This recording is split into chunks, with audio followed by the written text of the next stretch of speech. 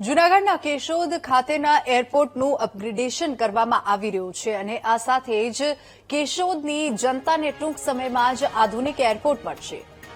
Airports authority of ઇન્ડિયાએ airport પર pilot training ઇન્સ્ટિટ્યૂટની મંજૂરી પણ આપી છે. તો નવાબી કાર્ડના આ એરપોર્ટને હાલ રીમોડલિંગ કરવામાં આવી રહ્યું છે. એરપોર્ટ ઓથોરિટીએ આ માટે વિવિધ એજન્સીઓને કામ પણ સોંપી દીધું છે અને આગામી 1 થી 1.5 વર્ષમાં કેશોદ એરપોર્ટ પરથી પાયલટ તાલીમની સંસ્થા કાર્યરત થશે.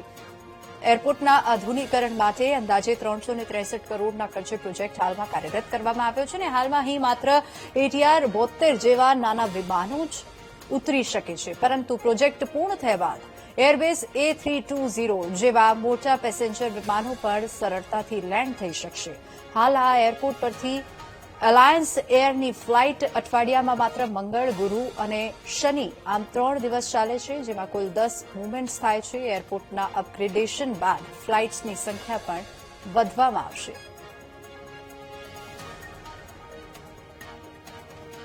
हमारा जो एयर साइड में जो डेवलपमेंट हो रहा है, ये भी अभी रनवे की जो लेंथ है 1371 मीटर है, ये बढ़ के 2500 मीटर हो जाएगी. और हमारा जो ये प्रोजेक्ट है, इसकी अप्रोक्सीमेट जो कीमत है वो 363 करोड़ के करीब कीमत है, जिससे ये विकास कार्य हमारा इतने रुपए में संपन्न हो जाएगा.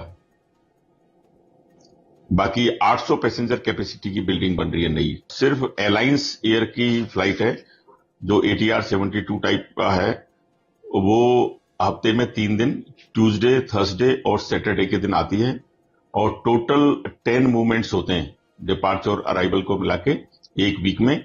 और नया जो एयरपोर्ट बनने के बाद, एयरपोर्ट की जो अपग्रेडेशन होने के बाद में यहाँ पे इंस्ट्रूमेंट लैंडिंग सिस्टम भी एक और नई फैसिलिटी आ जाएगी. કાર્ગો પ્લેન સબસ્ટેશન થાય કાર્ગો એટલે કરોડો રૂપિયાનું બને અને 27માં પૂરા થવાની પૂરી શક્યતા છે.